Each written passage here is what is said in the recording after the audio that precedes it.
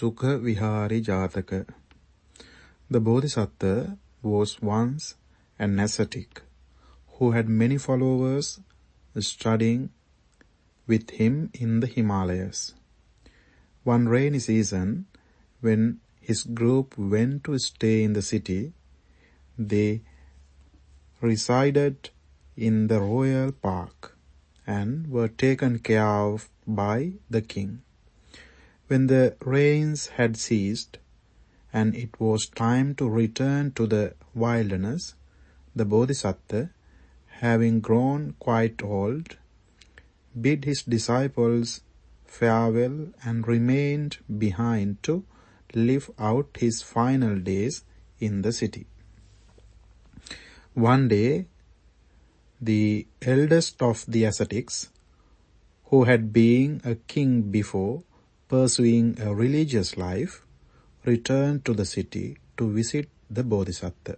While the two talked, the king arrived to see the Bodhisattva.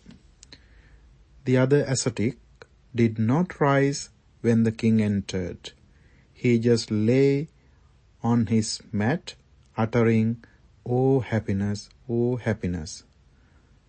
The king criticized him for this disrespect, but the Bodhisattva explained that this ascetic was also once a king, and now, unrestrained by his former life of luxury, with royal pomp and armed guards around him at all times, he had true happiness that only insight can provide.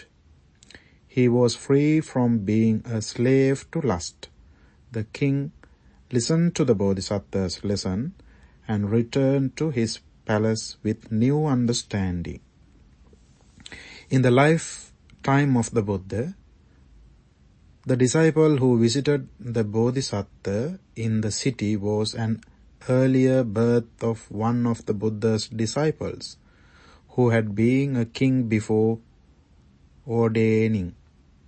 In his royal days, he lived in a perpetual state of fear, even while in his private chambers deep inside the palace, despite being constantly surrounded by guards. Now, as an arahant, he roamed wildly through dangerous wilderness with no fear.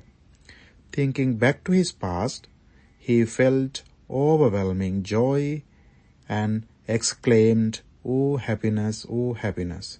Some other disciples overheard him saying this and mentioned it to the Buddha.